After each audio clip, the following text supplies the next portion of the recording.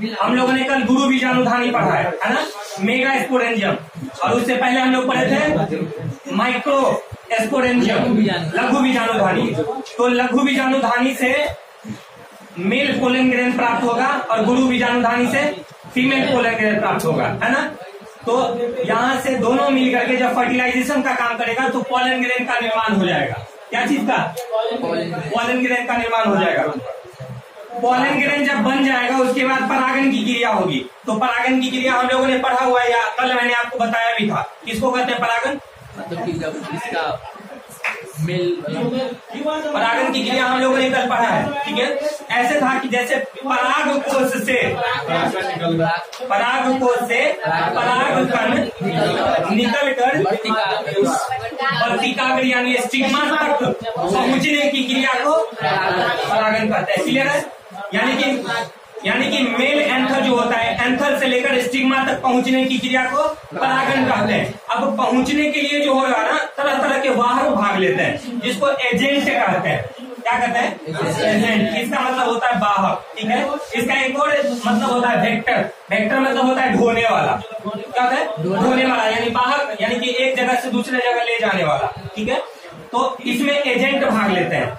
अब एक जगह से स्वतः भी चला जाता है परागकण, एक जगह से उठ करके दूसरे जगह अपने आप भी चला जाता है। कैसे जाएगा? तो जब हवा तेजी से बहेगा, आंधी का हवा तेजी से बहेगा, तो परागकण चूंकि हल्का होता है, मैंने बताया हुआ था कि सरसों के दाना के आकार का होता है, तो एकदम हल्का होता है, एकदम इतना छोटा आएगा कि हवा जोर से आएगा और उसको उड़ा करके और ले जाएगा दूसरे जगह पे।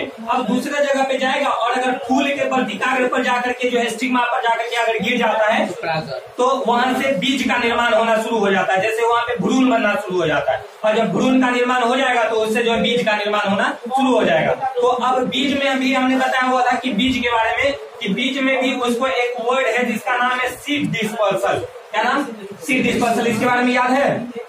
इसको कहते हैं सीड डिस्पर्सल। इसका मतलब होता है बीजों का बिखराव। इसमें हमने बताया हुआ था कि बीज भी एक जगह से उड़ करके और दूसरे जगह जाता है, चाहे वो पानी के माध्यम से हो चाहे हवा के माध्यम से हो। हवा भी तेजी से आएगा और बीज को उड़ा करके एक जगह से दूसरी जगह ले जाएगा। सिंपल। सिमर के पेड़ में ऐसा होता है। सिमर के पेड़ में, या फिर अकन का पेड़ देखे? यस सर, अकन। उसमें जो रुई निकलता है, वो रुई जब उड़ेगा ना हवा में तो देखिएगा रुई के अंदर में एक ब्लैक कलर का स्पोर होता है, काला कलर का स्पोर होता है। वो स्पोर उड़ करके दूसरे, दरअसल वो उड़ करके जो स्पोर जाता है वो उसका बीज होता है। तो जिस जगह पे जाकर के गिरता है वहाँ पे पेड़ हो जाता है। उस जगह पे अगर फेवरेबल कंडीशन उसको मिल गया, अनुकूलित वातावरण, जैसे उसको सनलाइट मिल रहा है, पानी मिल रहा है, ठीक है, वायुमंडल से नमी मिल रहा है, कार्बन डाइऑक्साइड मिल रहा है, तो वहां से जो नए पौधे का क्या हो जाएगा? जर्मिनेशन हो जाएगा, ठीक है, अंकुरन हो जाएगा। तो जैसे हम लोगों ने बीज के बारे में पढ़ा है, वैसे ही पोलन ग्रेन के बारे में पढ़ना है कि एक जगह से उड़ करके दूसरे जगह जाएगा। तो इसको हम लोगों ने 10th क्लास में शायद आप लोग पढ़े हैं या नहीं पढ़े? पढ़े हैं कि नहीं पढ़े? पोलन ग्रेन जो होता है ना, पॉलिनेशन, दो प्रकार का, पॉलिनेशन की क्रिया को दो भागों में बांटते हैं, क्रॉस और सेल्फ, ठीक है। पॉलिनेशन की क्रिया को कितने भागों में? दो भागों में बांटते हैं। एक का नाम होता है सेल्फ पॉलिनेशन, स्वपरागन। हाँ, स्वपरागन इसको हिंदी में कहते हैं। और एक का नाम क्या होगा? Cross pollination. Cross pollination, cross pollination जिसको कहते हैं क्या? पर परागन। अच्छा, यहाँ पे स्वपरागन और पर परागन कहने से एकदम स्पष्ट क्लियर समझ में आ रहा है। स्वपरागन मतलब क्या होगा?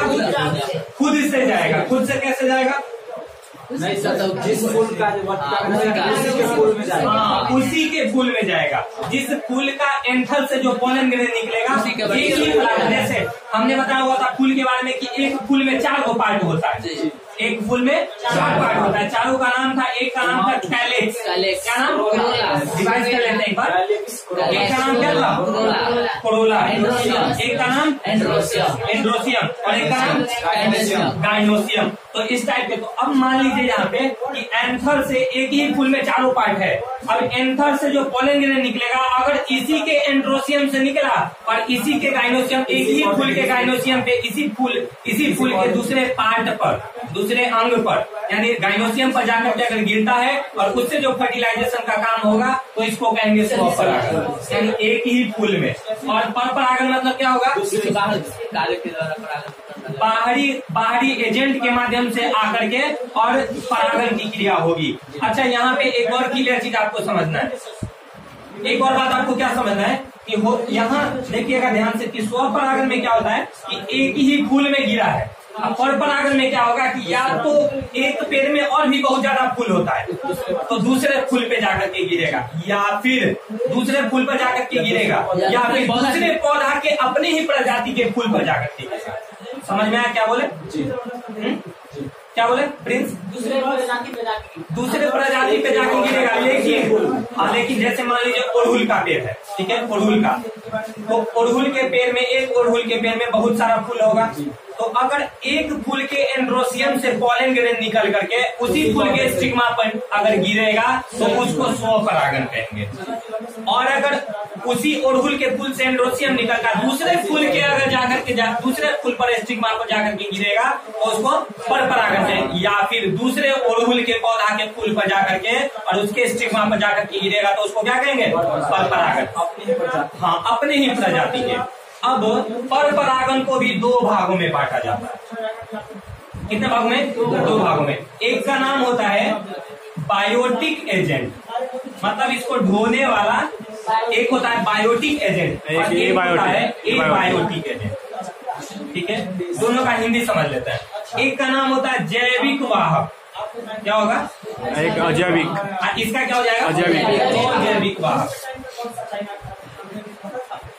अजैविक वाहक, ठीक है। अब जैविक और अजैविक वाहक किसे कहेंगे? ध्यान से समझ लीजिए, उसके बाद फिर इसको लिखवाएंगे, ठीक है। जैविक और अजैविक वाहक किसे कहेंगे? अजैविक वाहक का मतलब होता है कि जिसमें जान नहीं होता है, जिसमें जान नहीं होता है, निर्जीव होता है, या लेकिन प्राकृतिक का दिया हुआ होगा। जैसे मान लीजिए अजैविक में कौन आएगा? हवा आएगा, पानी आएगा, ये इसमें जान नहीं है लेकिन प्राकृतिक का दिया हुआ है, लेकिन यह ढोने का काम करता है, एक जगह से दूसरी जगह ले जाने का काम करता है, तो वह हो जाएगा अजैविक।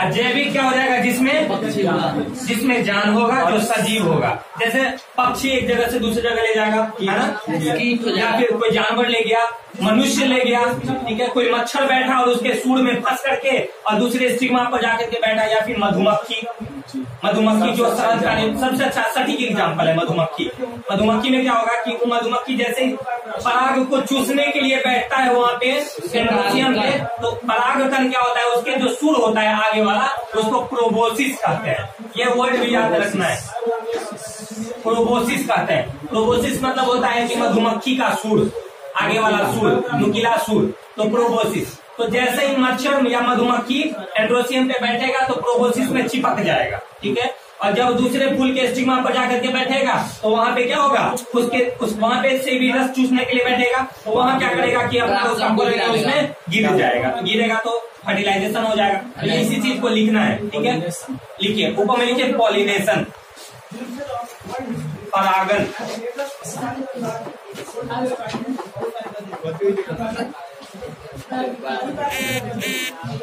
लिख लीजिए 10 सेकंड के इसमें लिखिएगा पराग कोश से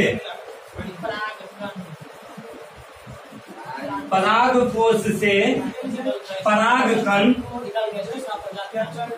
परागकोश से परागकण का वर्तिकाग्र। क्या बोले? यहाँ लिखा हुआ है परागकोश से परागकण का वर्तिकाग्र पर पहुंचने की क्रिया, वर्तिकाग्र पर पहुंचने की क्रिया परागन कहलाती है।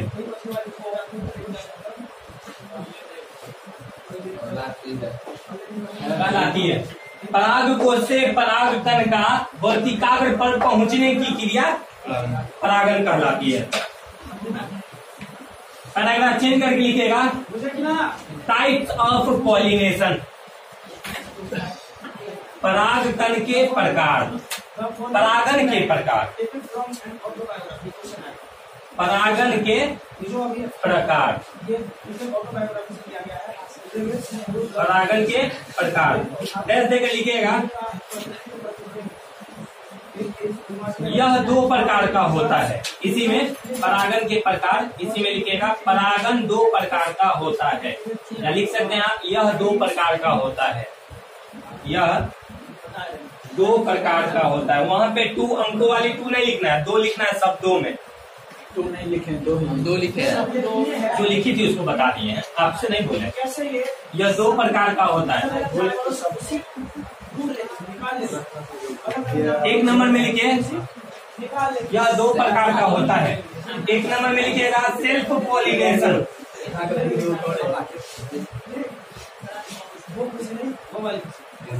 Self pollination, स्वपरागन। और सेकेंड नंबर में लिखिएगा क्रॉस पॉलिनेशन, क्रॉस पॉलिनेशन, परपरागन। जो लोग हिंदी मीडियम लिखते हैं ना, वो अभी ब्रैकेट में जरूरी है इंग्लिश में भी लिख दीजिएगा, क्योंकि ऐसा नहीं है जो हम हिंदी पढ़ रहे हैं तो हिंदी लिखेंगे और इंग्लिश वाला छोड़ देंगे। आपको लिखने के लिए ही हम इंग्लिश में लिखते हैं। अब एक नंबर में स्वपरागन लिख कर टेस्ट दीजिए, स्वपरागन।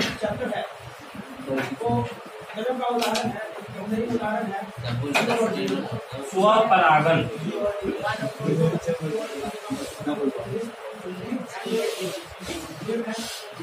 स्वपरागन में डैश देकर लिखेगा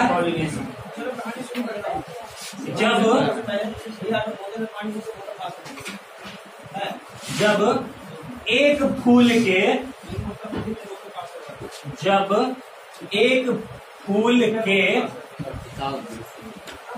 परागकोश से, जब एक फूल के परागकोश से, परागकोश से परागकण से, परागकण उसी फूल के, उसी फूल के वर्तिकाग्र पर पहुंचे, उसी फूल के वर्तिकाग्र पर, उसी फूल के वर्तिकाग्र पर पहुंचे, पहुंचे कौमा, जिसमें किसी बाहरी वाहक की आवश्यकता नहीं हो, जिसमें किसी बाहरी वाहक की आवश्यकता नहीं हो, जिसमें किसी बाहरी वाहक की आवश्यकता नहीं हो, नहीं हो तो उसे स्वपरागन कहते हैं, तो उसे स्वपरागन कहते हैं। देखिए, जब एक फूल के परागकोश से परागकण उसी फूल के वर्तिकाग्र पर पहुंचे, जिसमें किसी बाहरी वाहक की आवश्यकता नहीं हो, तो उसे स्वपरागन कहते हैं। क्लियर है? अब 2 नंबर में क्या लिखे हम लोग? परपरागन। लिखिए परपरागन, क्रॉस पॉलिनेशन,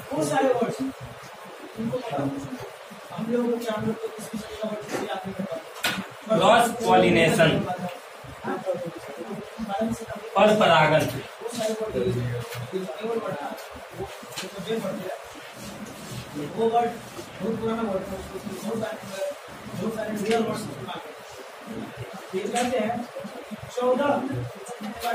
देखिए ऐसे क्या लिखिएगा, जब एक फूल के, जब एक फूल के परागकोश से, जब एक फूल के परागकोश से उसी पौधे के परागकोश से, उसी पौधे के, उसी पौधे के दूसरे फूल, उसी पौधे के दूसरे फूल के वर्तिकाग्र पर, उसी फूल के दूसरे पौधे के वर्तिकाग्र पर परागकण पहुंचे, उसी फूल के दूसरे फूल के वर्तिकाग्र पर परागकण पहुंचे, या उसी जाति के दूसरे फूल पर, या उसी जाति के दूसरे पौधों या उसी जाति के दूसरे पौधे के फूल या उसी जाति के दूसरे पौधे के फूल के वर्तिकाग्र पर पहुंचे या उसी जाति के दूसरे पौधे के फूल के वर्तिकाग्र पर पहुंचे कौमा जिसमें बाहरी वाहक की आवश्यकता हो, जिसमें बाहरी वाहक की आवश्यकता पड़ती हो, जिसमें किसी बाहरी वाहक की आवश्यकता पड़ती हो तो उसे परपरागन कहते हैं, तो उसे परपरागन कहते हैं, तो उसे परपरागन कहते हैं।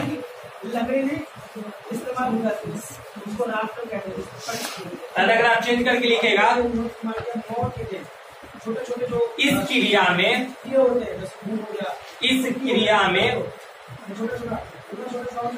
वाहक के रूप में, इस क्रिया में वाहक के रूप में,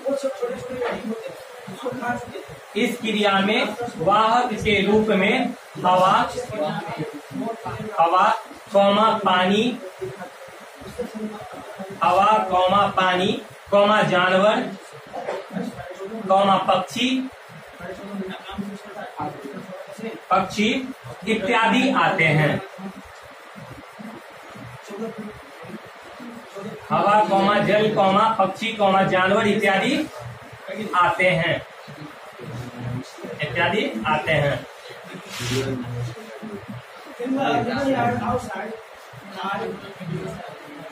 ठीक है,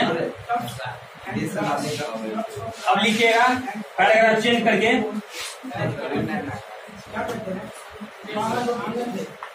agents of cross pollination, agents of cross pollination, पर परागन के वाहक। तो उसको लिखिएगा नहीं, आप बताए थे ना, तो उसको लिखिएगा नहीं, इसके बारे में कैसे होता है वो नहीं, अजैविक अजैविक वाला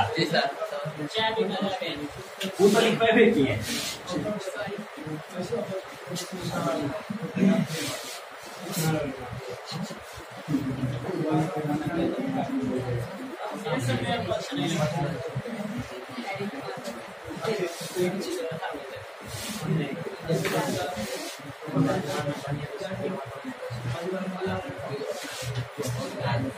पर परागन के वाहक,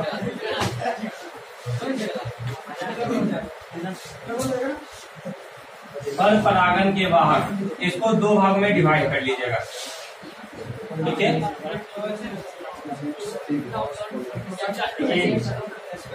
ए बायोटिक एजेंट्स, इधर आ जाएगा बायोटिक एजेंट्स, एबायोटिक एजेंट्स और बायोटिक एजेंट्स।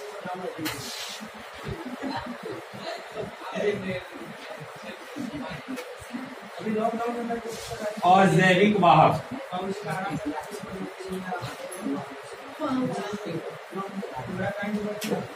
जैविक वाहक।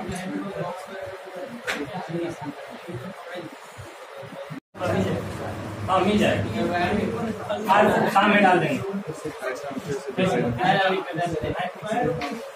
स्टार्ट कर दिए? हाँ, लिख लीजिए, एक नंबर में ए बायोटिक एजेंट्स लिख करके डैश दीजिए, और जैविक ऐसे लिखेगा, ए बायोटिक एजेंट्स, और इसको फैक्टर भी कहते हैं। ठीक है, ए बायोटिक एजेंट्स और फैक्टर, हिंदी में अगर लिखना होगा तो अजैविक वाहक या कारक।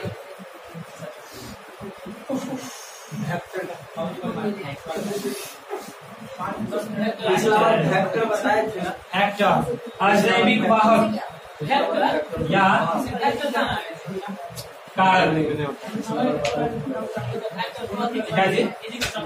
वेक्टर सदिश राशि अधिक राशि आ जाएगा, स्केलर क्वांटिटी वेक्टर क्वांटिटी।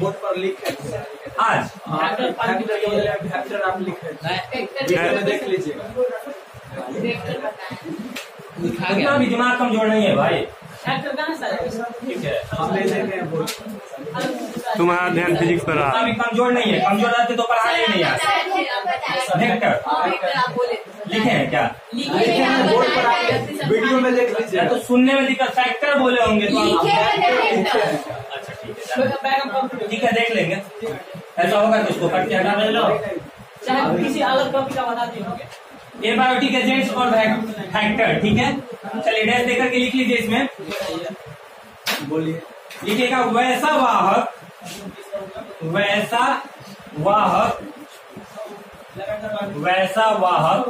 जिसमें जीवन नहीं होता है। वैसा वाहक जिसमें जीवन नहीं होता है। वैसा वाहक जिसमें जीवन नहीं होता है उसे अजैविक वाहक कहते हैं। उसे अजैविक वाहक कहते हैं।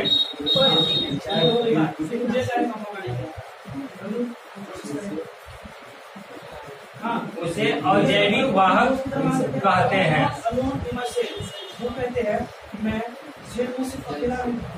यह परपरागन में भाग लेता है।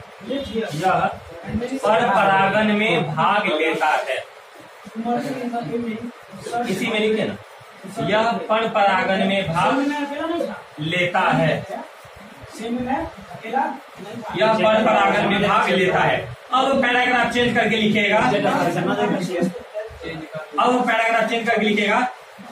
अजैविक वाहक निम्नलिखित प्रकार का होता है। अजैविक वाहक निम्नलिखित प्रकार का होता है।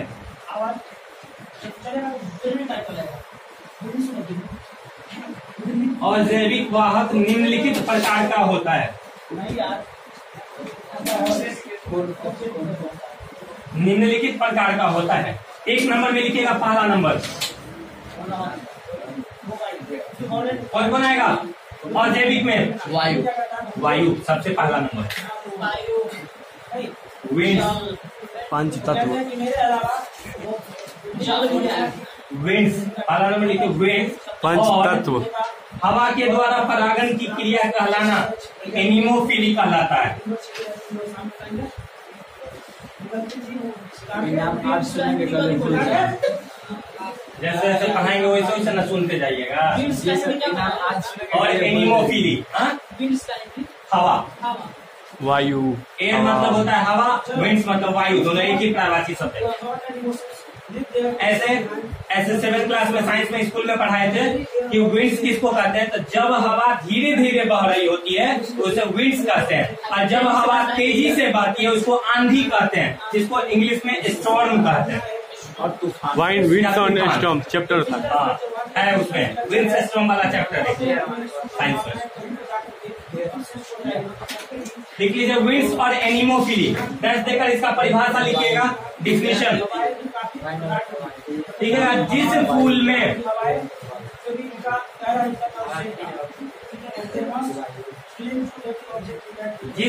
में हवा के द्वारा परागन होता है। जिस फूल में हवा के द्वारा परागन होता है। जिस फूल में हवा के द्वारा परागन होता है उसे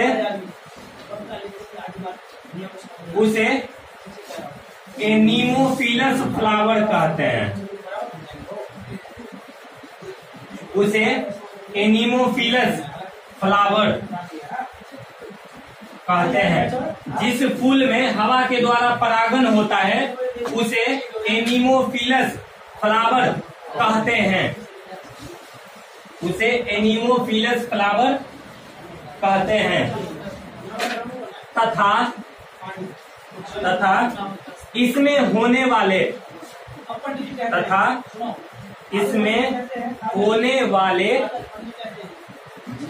परागन की